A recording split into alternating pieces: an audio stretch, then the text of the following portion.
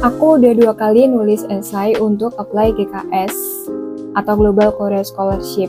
Udah aku tulis panjang, terus baca berulang kali, proofread ke beberapa awardee, dan juga udah aku buat sevisioner mungkin, tapi hasilnya masih belum berhasil lolos seleksi NIIED. Jadi di video kali ini aku mau ajak kalian buat ngintip dan membandingkan perbedaan esai personal statementku yang aku kirim untuk beasiswa GKS di tahun 2024 dan juga 2025.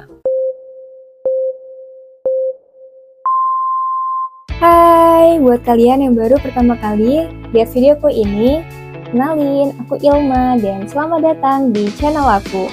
Ayo cerita Ma, mau cerita apa sih Ma?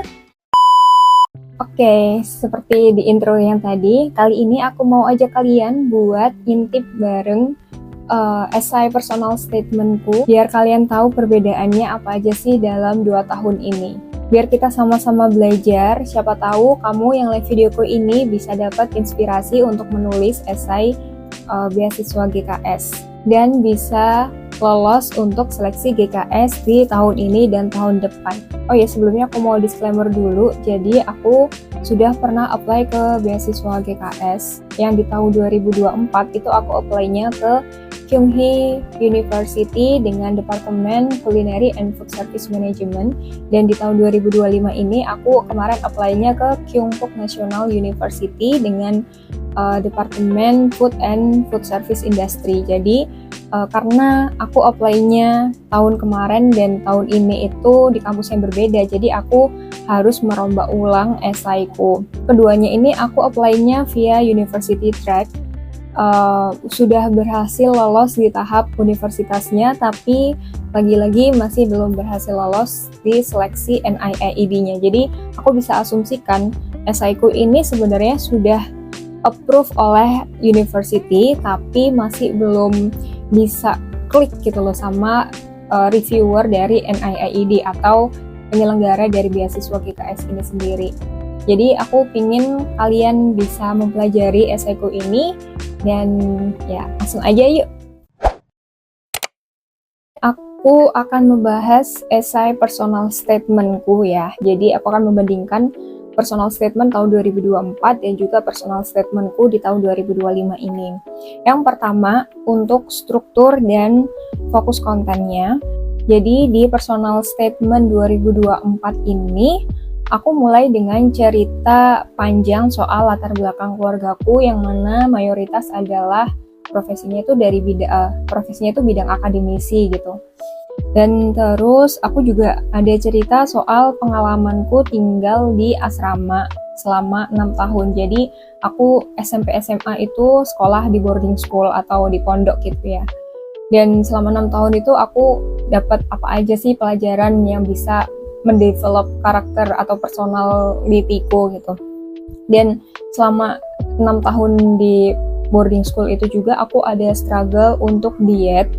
Dan dari situlah aku tertarik ke bidang food nutrition gitu, karena aku struggle diet itu tadi. Dan juga pokoknya dari awal di esai 2024 itu aku lebih fokus ke cerita hidupku dan nilai-nilai yang aku dapetin dari perjalanan itu semua. Jadi di tahun 2024 itu esaiku emang terasa lebih kayak storytelling panjang, dan aku pokoknya storytelling panjang secara kronologis. Terus aku menyisipkan juga perjalanan akademikku sampai goalsku ke depannya itu nanti mau apa sih gitu. Kalau di sini di 2024 itu aku nulisnya mau bikin platform digital khusus kuliner gitu kan. Nah, esaiku di tahun itu emang lebih fokus ke cerita pribadi dan kronologi hidup, tapi jadinya itu kadang aku setelah setahun ya, pas di tahun ini itu aku membaca ulang lagi esainya, itu tuh aku ngerasanya sih kayak terlalu panjang dan kurang menunjukkan problem solving serta alignment dengan visi dari GKS itu sendiri. Jadi kayak esaiku di tahun 2024 itu masih terlalu panjang gitu loh, mendeskripsikan aku banget, tapi kurang menunjukkan kenapa kok aku mau ambil kuliah di sana kayak gitu. Nah, sedangkan kalau yang di esai 2025 ini openingnya itu aku langsung ngebahas isu yang lagi tren di Indonesia terkait food service, yaitu yang aku ambil itu tren minuman kesehatan atau suplemen kesehatan. Aku juga ada sedikit menyentil terkait perilaku FOMO konsumen Indonesia kayak gitu.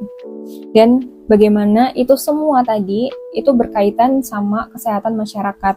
Jadi aku tuh kalau yang di esai 2025 ini aku langsung memaparkan data, terus kasih insight, lalu ngaitin kenapa aku pengen jadi salah satu agent of change dengan mengambil studi S2 di Korea Selatan gitu. Jadi kayak di tahun 2025 ini personal statementku itu aku ngerasanya sih itu lebih terasa fokus, data driven, dan problem solution oriented kayak gitu. Jadi perbedaannya di tahun 2024 dan 2025, di 2024 itu lebih ke cerita personal dan membangun narasi secara bertahap. Sedangkan di tahun 2025 itu aku langsung nyambungin ke isu yang ada di Indonesia dan tujuan personalku secara lugas. Tapi sayangnya dua-duanya ini tuh masih belum membuahkan hasil yang positif.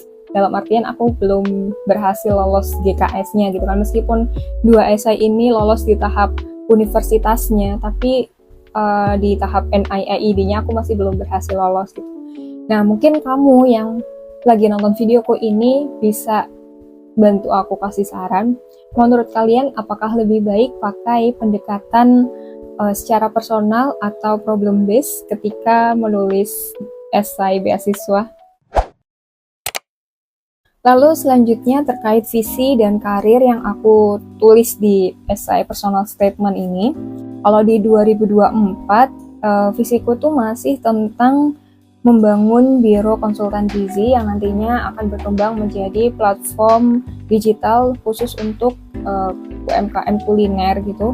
Terus aku juga banyak cerita soal pengalaman kerjaku ketika aku ikut di salah satu proyek dosenku dulu setelah lulus kuliah, dan aku juga ada cerita pengalaman magangku di salah satu perusahaan catering khusus untuk maskapai penerbangan di Indonesia dan beberapa kegiatan kuliahku dulu. Terus kalau yang di personal statement 2025 itu aku ngerasa visiku tuh lebih clear gitu. Aku bisa lebih menggambarkan nanti ke depannya aku tuh mau ngapain, yaitu mau bikin platform edukasi seputar food culinary dengan mengangkat beberapa isu food service yang ada di Indonesia. Terus juga pokoknya aku juga lebih tegas gitu loh nyebutin soal isu-isu yang ada di Indonesia saat ini gitu terkait consumer behavior. Jadi di 2024 aku tuh rasanya visiku tuh masih terlalu general dan belum tajam gitu. Sedangkan kalau yang di 2025 ini visiku sudah cukup spesifik dengan fokus mengangkat isu perilaku konsumen yang ada di Indonesia dan edukasi berbasis sains. Tapi lagi-lagi ternyata belum klik juga sama penilai dari NIAID-nya sendiri. Entah juga sih apakah esaiku ini masih kurang relevan dengan kepentingan bilateral hubungan antara Korea Selatan dan Indonesia sendiri gitu kali ya. Di esai 2024 itu aku banyak memakai gaya naratif deskriptif yang panjang. Jadi memang mengalir dan terasa personal banget sih.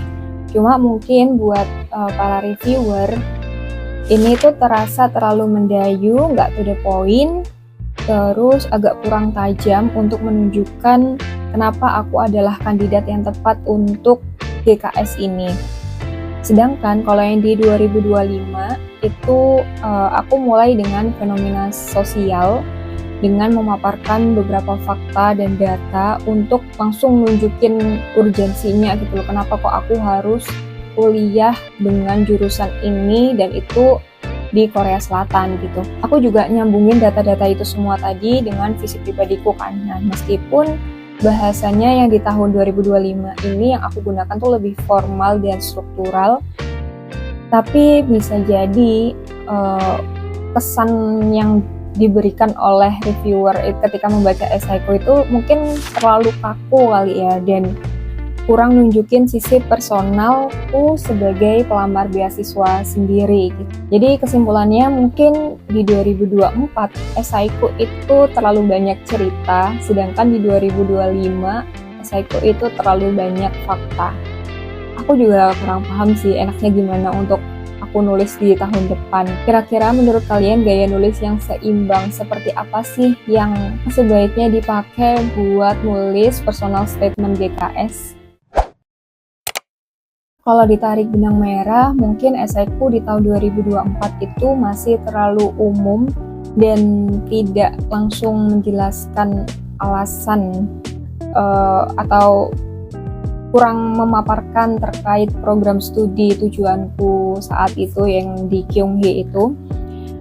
Sementara yang di 2025, meskipun sudah lebih fokus dan relevan, mungkin tetap kurang klik kali ya antara latar belakang S1ku dulu yang itu di ilmu kesehatan masyarakat dan juga pekerjaanku saat ini itu mayoritas di bidang sosial ekonomi, dan juga tujuan studiku S2 itu balik lagi ke food service management gitu. Terus selain itu juga bisa jadi esaiku itu masih kurang kuat secara struktur.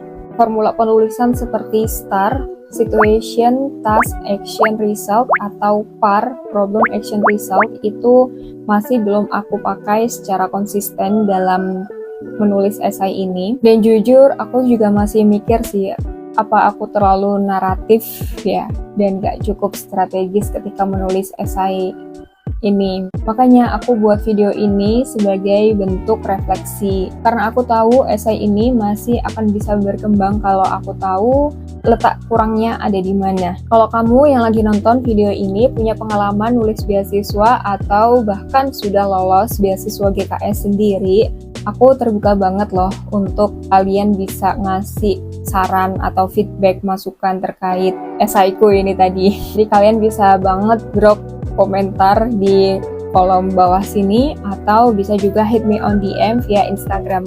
Aku akan sangat berterima kasih banget. Karena tujuan aku bikin video ini selain untuk sharing ke kalian terkait gimana cara aku menulis personal statement, itu juga aku berkedok, aku pengen dapat feedback dari kalian semua. Jadi meskipun aku sudah 2 kali gagal, tapi aku percaya proses itu nggak akan sia-sia. Apalagi kalau kita masih terus berusaha dan mengupgrade diri. Mungkin lolos beasiswa itu bukanlah siapa yang nulis esai paling bagus, tapi siapa yang paling bisa belajar dan merefleksikan setiap kegagalan yang ia lalui. Kalau kamu juga lagi nyusun esai untuk beasiswa GKS, jangan takut untuk evaluasi dan revisi terus-menerus ya. Semoga dari video ini kamu bisa dapat inspirasi buat menulis esai, karena siapa tahu esaiku yang gagal ini justru bisa jadi pembuka jalan untuk kamu lolos seleksi GKS selanjutnya. Karena pada prinsipnya lolos atau tidak lolos itu adalah takdir, dan tugas kita hanyalah berusaha semaksimal mungkin. Jadi semangat! Jangan lupa like, komen, dan subscribe kalau kamu ngerasa videoku ini berguna buat kamu, para pejuang GKS. See you on the next video, and bye!